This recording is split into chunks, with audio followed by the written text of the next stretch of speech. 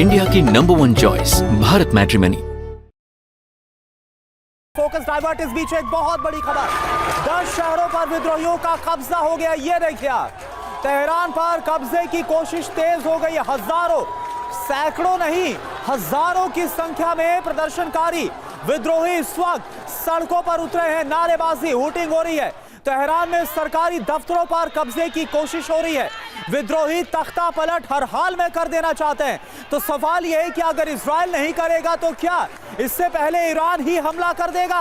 क्योंकि हमने आपको एक दिन पहले ही तस्वीरें दिखाई थी कि कैसे ईरान ने भी अपने तमाम जो हथियार है उन्हें रेडी टू अटैक मोड पर रख दिया है। तमाम जो है डिफेंस सिस्टम है, जाहिर सी बात है डिफेंस सिस्टम ये जो रखे गए एक्टिव मोड पर, ये कोई अंदरूनी बगावत का सामना करने के लिए नहीं है, ये बाहरी हमलों को झेलने के लिए है। तो क्या अब इससे फोकस हटाने के लिए, विद्रोहियों पर काबू पाने के लिए, डाइवर्ट करने के लिए ईरान इजराइल पर अटैक कर देगा क्या?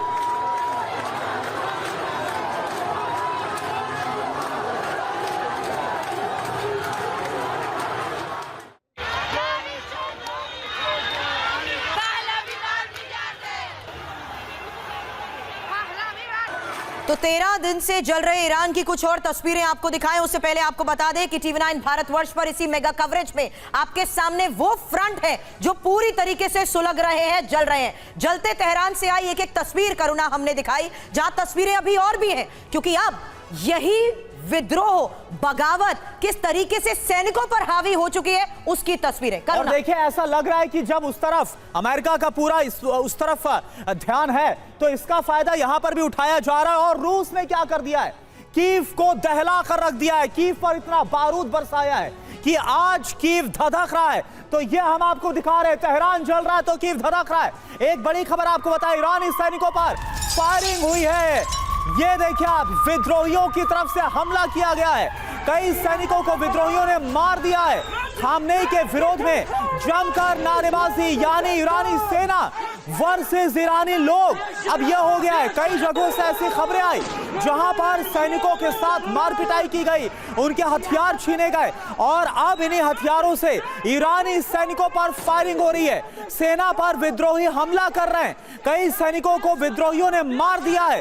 खामनेई के विरोध में जमकर नारेबाजी हो रही है। सेना बहुत कमजोर अभी तक नजर आ रही है। विद्रोहियों सेना पर गाड़ी चढ़ाई गई, सेना को पकड़कर लात घूसों से मारा गया। अब सेना से ही राइफल छीनकर उन्हीं के ऊपर गोलियां बरसा दी गई। तो तेहरान की यह हकीकत है। और सड़क पर पत्थरबाजी की एक और तस्वीर अब देखिएगा, क्योंकि सरकार विरोधी हमले कैसे तेज हो चुके हैं। सेना और कर्मचारियों पर हमले की अलग अलग जगहों से तस्वीरें आई हैं। अब देखिए सरकारी दफ्तरों पर यह हमला कैसे हुआ।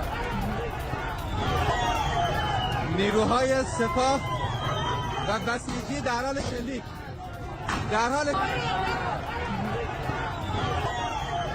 نیروهای سپاه و بسیجی در حال شلیک